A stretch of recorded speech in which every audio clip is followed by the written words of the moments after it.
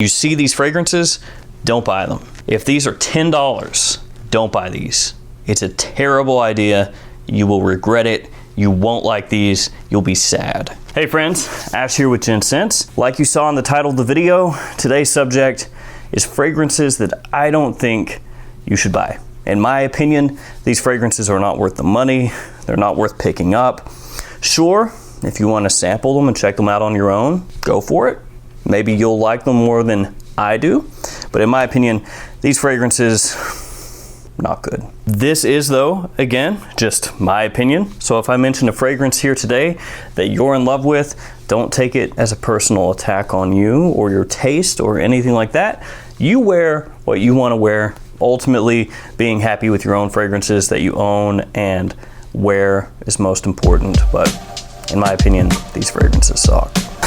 So let's jump into this and check out these 5 fragrances that are just not worth owning.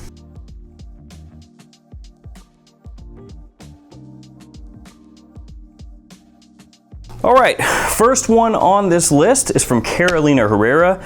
The bottle is tacky. The fragrance is forgettable. It is not worth paying up for because this is a limited edition. A lot of people on eBay, for example, are asking like $70, $80 for a bottle. It's not worth it. CH Kings. Yeah, this bottle, really love it or hate it. I'm not a big fan. Now the velvety texture is kind of cool. Like it feels soft in your hand. It's fuzzy, if that matters. But then the spade with the sword through it, yeah, not a great look. And this is apparently the first in a line of fragrances because, of course, this year we got CH Beasts with a similar style of bottle, and it's also kind of forgettable, but better than this one. This one has tonka, lavender, cacao, musk, and pink pepper as some of the notes.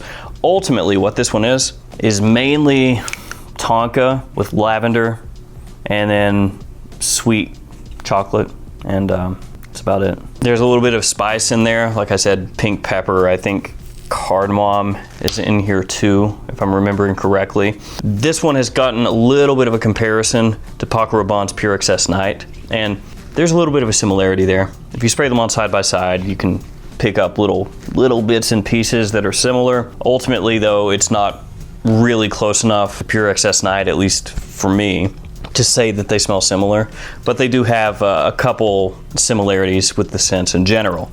But this one is much more boring than Pure Excess Night is, and it's just overall a much worse fragrance. There's just not a whole heck of a lot going on here, especially not to warrant paying up close to $100 for a bottle. Sure, it's a limited edition, but it's a limited edition that everyone's going to forget. Nobody's going to care about this. Nobody's going to be wearing this in the future. Nobody's going to be looking for this bottle. It's not going to be one of those fragrances where 5, 6, 7, 8 years from now, people are like, oh my God, I've got to get my hands on a bottle of CH Kings. Yeah, that's not going to happen. And it's not that this smells bad. Actually, pretty much all the fragrances here today don't smell bad. They're not the kind of scents that you spray them on and you go, oh my God, disgusting. But they are, for the most part, very generic and boring. And that's what this is. How many fragrances out there have a slightly fresh lavender with pops of spice and then sweet tonka? Yeah, that's what this is, only done in somehow a more forgettable way than the other hundreds of fragrances with a similar DNA. Up next is a fragrance from the house of Jimmy Choo. So you probably know what this one is. Jimmy Choo is not super highly respected as far as men's fragrances go, at least as far as the fragrance community in general goes. They do have a couple fragrances that I think are pretty good, especially for the price. Jimmy Choo Man Ice is a really good summertime fragrance that you can pick up for cheap. Jimmy Choo Man Intense is a pretty good, versatile fragrance, again, that you can pick up pretty cheap. But this one just really sucks. There's not a whole lot for me to say other than that. Urban Hero. And I actually sprayed this one out here just so I could relish the scent. Great. Leather, vetiver, spice woods, and finger lime, some of the notes in this fragrance. With a lot of scents, they will actually grow on me.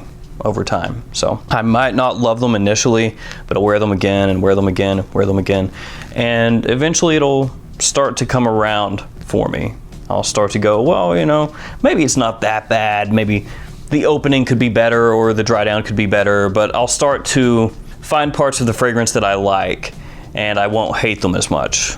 I'm sure a lot of you are the same way, where if you hate something initially, but you give it more chances, more times of wear, you start to come around a little bit. That has never happened with this fragrance. For whatever reason, I dislike this more now than when I first got it. I feel like it was a complete waste of money. It's an attempted versatile style fragrance, a blue-ish type fragrance.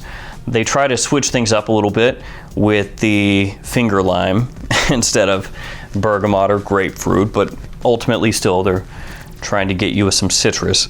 And then leather and vetiver as it dries down, so you think maybe a bit of a masculine edge. And it certainly does smell like a modern man's fragrance, you know, a modern masculine scent, but just done poorly. I think it's a pretty terrible fragrance. And I think that if you're going for a blue versatile type scent, I mean, how many of them are out there at this point, first off? How many are out there that you can get at a good price that are going to do everything this one does, but better? So Urban Hero for me, just a big thumbs down, not good. Next up is a fragrance that has gotten a little bit of love. Some people really do enjoy this one, but I just really can't come around on it. I do not really like it. It's Wanted Tonic by Azzaro, obviously the newest flanker in the Wanted line, and it's a spring and summertime fragrance in case you couldn't tell. It's got ginger, lime, cardamom, and patchouli as some of the notes in the fragrance. And my issue with this is that it smells like the most boring gym/sport fragrance that has been a major release probably of the past 10 years or so. What I mean by that is a lot of times sport fragrances or gym fragrances are not really big releases. So for example, Azzaro Sport, same company, but they released that this year and it got pretty much no fanfare. I mean, it was already out at discounters before it even had its notes posted anywhere. It wasn't even on Azzaro's website and it was already at discounters. So that's what I mean. A lot of times these sport fragrances, gym fragrances, are released to little or no fanfare. But this one is a flanker in a well-known, established designer line that a lot of people really like. The original Wanted came out, had kind of an Invictus vibe, but people dug it, and you could get it for less than Invictus, and people really liked that. Then you had Wanted by Night that came out, and even more people liked that than the original Wanted. So it kind of established itself as a legitimate designer line, and then this came out. I just think that it's super overpriced for what it is. It smells cheap.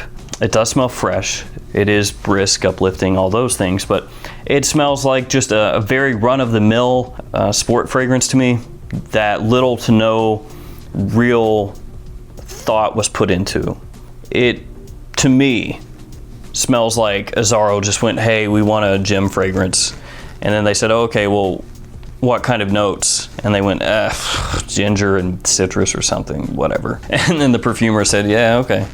And then 15 minutes later, it was like, how about this? And they went, yeah, whatever. And then they just threw some blue dye in it, and they were like, good to go. That's how it smells to me. Now, it doesn't smell offensive. It doesn't smell bad, just really, really, really, really generic. But a lot of people will smell this and say, hey, you smell clean, you smell fresh, and you smell nice. So if that's what you're going for, then maybe check it out. But to me, I feel like it's a $25 fragrance, maybe 25, 30 bucks. If you pay more than that, you're gonna feel ripped off. And I paid like $95 for it. I feel ripped off. Now the next one is not just a single fragrance, it's an entire line. And it's not like this is a huge line. It's not like people are clamoring trying to get this, but this is just kind of a warning. Just letting you know, if you ever go to FragranceNet, Fragrance X, or whatever discounter that you like using, and you see these fragrances, don't buy them. If these are $10, don't buy these. It's a terrible idea. You will regret it. You won't like these. You'll be sad. It's the Maserati line of fragrances by La Martina. And these are complete garbage. These fragrances suck. They are so bad. Now, the last three that I talked about, if you said that you enjoy wearing it, I would be like, okay, man, that's cool. You wear what you want, awesome. If you said you enjoyed wearing these, I wouldn't know what to say. I would just be like, the Maserati fragrances you like? Okay. Yeah, I don't know where you go from there. These are just horrible, horrible fragrances. Now, Maserati cars, to me, have a really nice look to them. The exterior, I really dig it. But on the interior of Maserati vehicles, even though they have a very high price tag, you'll find a lot of parts that are quite cheap. And if you're into cars, you'll know what I'm talking about. That's kind of what's going on here, except for actually the entire thing looks cheap, the exterior and the interior. So not at all like a Maserati, I guess. You do have the little trident, and if I were Maserati, I would immediately withdraw from this deal that they made to have their name associated with these, because this is complete and utter trash. These bottles are horrifically cheap looking, and the fragrances themselves are just, I can't tell you guys enough. They really suck. They're really, really not good. They are bad fragrances. If you go to TJ Maxx or Ross's and you pick up a $20 fragrance there, you've got about a 90 to 95% chance that what you bought there is going to be better than this. Now, let me read off some of the notes here for Pure Code Blue, because it sounds like it might be interesting. And looking at this and seeing the name Pure Code Blue, you would expect one of two things most likely. Either a blue fragrance, so something along the lines of like Bleu de Chanel, Versace Dylan Blue, you know, all that stuff. Or something that's extremely aquatic, maybe something, you know, like Aqua de Jo-ish. So the notes here include pina colada. Sounds like it could be interesting. Coconut tropical drink, a little bit of sweetness, could be nice. There's also iced lemon in here. People like that, you know. Dior Homme Cologne, icy lemon, refreshing, brisk, yeah. There's Tonka in here. It's in how many men's fragrances? Countless, because people love that note so much. We've also got some aromatic spices. It smells like none of that. It's just kind of a cheap, powdery mess of a fragrance. It's not good. And the performance on this, also not good. And all the other Maserati fragrances are equally bad. Some of them are actually even worse. So yeah, Maserati fragrances, thumbs down, boo, don't buy them. And the last fragrance in this video, L'Homme Le Parfum by Yves Saint Laurent. And this is another circumstance where I feel like I got ripped off, because I bought this at retail basically and got the fragrance in and was just really, you know, underwhelmed. Now, I do feel like this fragrance, again, does not smell bad. And actually, out of all the fragrances I mentioned here today, this one's probably the one that I would choose to wear out of the bunch if I had to choose one. But it's just really, again, bland, generic, uninspired, whatever you want to call it. Is it pleasing to the masses? Yeah, sure. Potentially compliment pulling? Yep. Memorable? No, not really. It's got some ozonic notes and some lemon in the opening, so it's going to be bright, fresh, airy for a couple of seconds before that fades away, and it does fade away pretty quickly, especially the ozonic notes. And then as it dries down, you've got cardamom, a staple in the La Nuit de L'Homme line. You've got amberwood, which is used ridiculously at this point. You just see amberwood all the time in new men's releases. And then geranium, which is extremely popular, again, in men's fragrances. So it's really just like they took a lot of things that are popular and are used in lots of different fragrances right now and just threw it all in a barrel, mixed it up, and they were like, who cares what comes out? It's going to be pleasing, and that's all we care about, and that's what this is. So yeah, it smells okay, but memorable, like I said, no. This is not at all on the level of the OGs. Like when the original YSL L'Homme came out, killer. La Nuit de L'Homme, killer.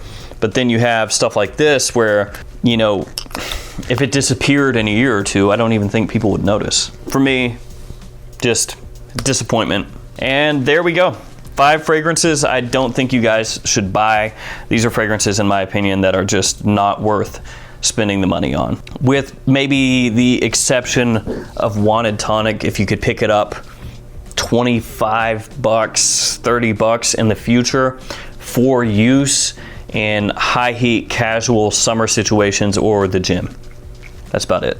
All right, guys, it's gonna do it for me. Thanks for all your support. Thanks for hanging out with me here today. Stay safe out there. I'll see you guys tomorrow with another fragrance video. See you guys.